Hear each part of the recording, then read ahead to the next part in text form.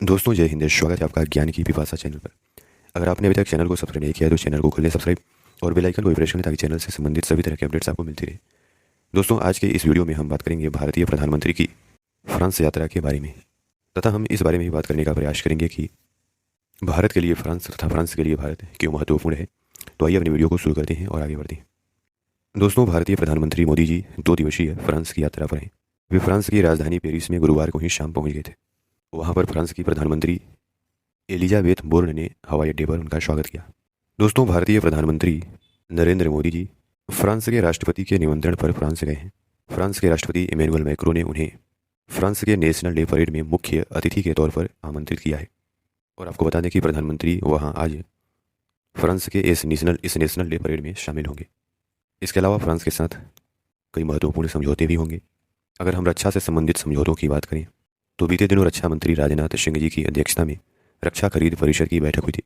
इसमें फ्रांस से भारतीय नौसेना के लिए 26 राफेल लड़ाकू विमान खरीदने के सौदे की मंजूरी मिल गई है। यानी 26 राफेल लड़ाकू विमान भारतीय नौसेना के लिए फ्रांस से खरीदने के लिए स्वीकृति मिल गई है। इसके अलावा 3 स्कॉर्पियन श्रेणी की पनडुब्बी खरीदने के लिए भी स्वीकृति दी जा चुकी है। अब बताया जा रहा है कि प्रधानमंत्री की फ्रांस की यात्रा के दौरान इस पर समझौते हो सकते हैं। दोस्तों भारतीय प्रधानमंत्री गुरुवार को शाम फ्रांस पहुंच गए। इसके बाद उनका स्वागत किया गया। इसके बाद फ्रांस के राष्ट्रपति इमैनुअल मैक्रों के द्वारा भारतीय प्रधानमंत्री को फ्रांस का सर्वोच्च नागरिक सम्मान भी दिया गया, जिसका नाम है grand cross of the legion of honour award. तो फ्रांस के सर्वोच्च नागरिक सम्मान से भारतीय प्रधानमंत्री को सम्मानित किया गया। दोस्तों अब अगर हम बात करें भारत और फ्रांस के रिश्तों के बारे में तो यह काफ़ी अहम है। आइए कुछ सवाल जवाब के माध्यम से इस पर नजर डालने का प्रयास करते हैं। भारतीय प्रधानमंत्री आज फ्रांस के नेशनल डे परेड में शामिल होंगे। इससे पहले 2009 में तत्कालीन भारतीय प्रधानमंत्री डॉक्टर मनमोहन सिंह इस कार्यक्रम में शिरकत किए थे। वो पहले ऐसे भारतीय प्रधानमंत्री थे जिन्हें फ्रांस ने नेशनल परेड में बुलाया था। 1998 में भारत ने पोखरण में परमाणु परीक्षण किया था। उस समय अमेरिका और बाकी पश्चिम के देशों ने भारत पर कई तरह की पाबंदियां लगा दी थी। उस समय फ्रांस ही पश्चिम का इकलौता ऐसा देश था जिसने भारत का समर्थन किया था, और यही वो वक्त था जब दोनों देशों के बीच दोस्ती की शुरुआत हुई। दोस्तों हमारा पहला सवाल यह है कि फ्रांस ने नेशनल डे परेड में प्रधानमंत्री मोदी को क्यों बुलाया और इसके क्या मायने हैं। तो इसका जवाब यह है कि 1998 में भारत और फ्रांस एक दूसरे के स्ट्रेटेजिक पार्टनर बने। दोनों देशों ने स्ट्रेटेजिक पार्टनर बनने के लिए एक समझौता किया था। 2023 में इसके 25 साल पूरे हो रहे हैं। ऐसे में स्ट्रेटेजिक पार्टनर बनने की सिल्वर जुबली के मौके पर फ्रांस ने नेशनल डे परेड में भारतीय प्रधानमंत्री को बुलाया है। दोस्तों भारत इस समय दुनिया की सबसे बड़ी उभरती हुई अर्थव्यवस्थाओं में से एक है और भारत की इकोनॉमी आज 3.75 ट्रिलियन डॉलर की हो गई है। वहीं फ्रांस एक विकसित अर्थव्यवस्था है। ऐसे में दोनों देशों को एक दूसरे के साथ की जरूरत है। इस कार्यक्रम में प्रधानमंत्री को आमंत्रित करना यह दिखाता है कि फ्रांस किस तरह से भारत को अहमियत देता है। France economy, defence, climate change, आतंकवाद जैसे मुद्दों पर भारत के साथ मिल करके काम करना चाहता है। इसी वजह से इस ऐतिहासिक मौके पर फ्रांस ने भारत के प्रधानमंत्री को बुलाया है।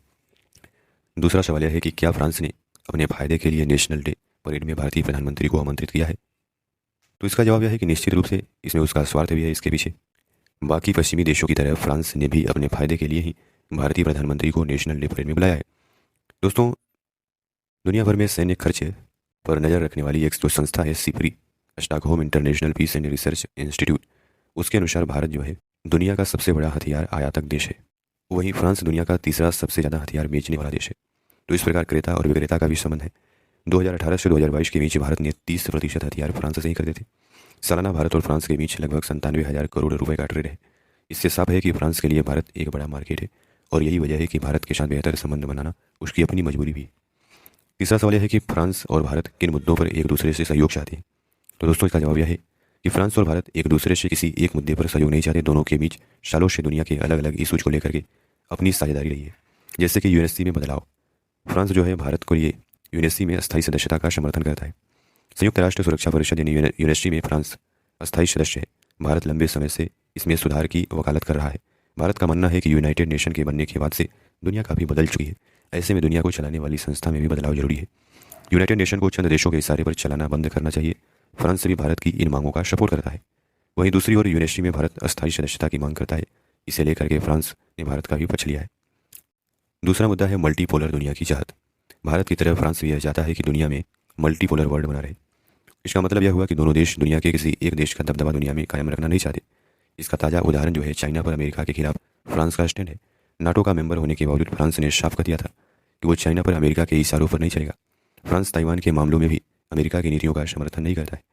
वहीं अगर भारत की बात करें तो भारत कोल्ड वार के दौर से ही किसी एक खेमे का समर्थन होने के खिलाफ रहा है। इसके अलावा इस्लामिक आतंकवाद के खिलाफ लड़ाई में फ्रांस और भारत एक साथ खड़े रहे हैं। तीसरा मुद्दा है डिफेंस में साझेदारी का। दोस्तों, जब से यूक्रेन की जंग शुरू हुई है, भारत जो है हथियारों को लेकर रूस पर अपनी निर्भरता को कम करना चाहता है। इसके लिए वो रास्ते तलाश रहा है। किसी एक देश पर निर्भर रहने के बजाय भारत अलग अलग देशों से बेहतर हथियारों को सेना में शामिल करना चाह रहा है। प्रधानमंत्री के अमेरिका दौरे पर भारत ने MQ-9 ड्रोन की डील की। वहीं जर्मनी के साथ 6 पनडुब्बियां बनाने का समझौता किया और फ्रांस में फ्रांस की यात्रा पर गए प्रधानमंत्री जो है भारतीय नौसेना के लिए 26 राफेल विमान खरीदने का भी समझौता कर सकते हैं। इन्हें भारतीय नौसेना के लिए खरीदा जा रहा है। इसके साथ ही भारत की मझगांव डॉकयार्ड लिमिटेड यानी MDL को फ्रांस के सहयोग से 3 और स्कॉर्पियन क्लास अटैक सबमरीन बनाने का मौका मिल सकता है। चौथा सवाल यह है कि क्या भारत के जरिए इंडो पैसिफिक में मौजूदगी दर्ज कराना चाहता है फ्रांस। तो इसके जवाब के बारे में एक्सपर्ट कहते हैं कि हाँ जरूर, फ्रांस इस बार भारत को जो 26 राफेल विमान दे रहा है वो नौसेना इस्तेमाल करेगी। समंदर की बात करें तो फिलहाल भारत को जो खतरा है वो चाइना की ओर से। भारत इन राफेल जेट्स का इस्तेमाल इंडो पैसिफिक में चाइना के खिलाफ अपनी पोजीशन को मजबूत करने में करेगा। ऐसे में यह कहा जा सकता है कि सीधे तौर पर तो नहीं, लेकिन फ्रांस भारत के जरिए इंडो पैसिफिक में अपनी मौजूदगी जो है दर्ज कराना चाहता है। दरअसल अमेरिका, ब्रिटेन, ऑस्ट्रेलिया ने साल 2021 में मिलकर इंडो पैसिफिक को लेकर के एक संगठन बनाया। शुरुआत में फ्रांस को इसका सदस्य बनाने की बात चल रही थी, हालांकि लास्ट मोमेंट में उसे छोड़ दिया गया। फ्रांस ने इस पर काफ़ी नाराजगी जाहिर की, यहाँ तक कि अमेरिका, ब्रिटेन और ऑस्ट्रेलिया के इस कदम को उसने धोखा देने और पीठ में छुरा घोंपने जैसा बताया।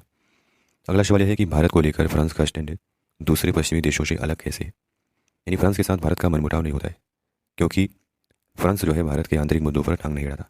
आपने कई बार अमेरिका, ब्रिटेन और जर्मनी को भारत में मानवाधिकार और लोकतंत्र को लेकर के सवाल खड़े करते हुए सुना होगा। फ्रांस इनकी तुलना में भारत के आंतरिक मामलों में काफ़ी कम दखलंदाजी करता है और ये मुख्य वजह है कि भारत का फ्रांस के साथ कभी कोई बड़ा मनमुटाव नहीं रहा है। इसके अलावा जुलाई 1998 में भारत ने परमाणु ताकत बनने की ठानी और अपना परमाणु परीक्षण किया, तो उस समय सभी पश्चिमी देशों ने इस पर आपत्ति जताई थी। अमेरिका ने भारत पर कई तरह की पाबंदियां लगा दी थी, तब फ्रांस के राष्ट्रपति ने इसका समर्थन किया था।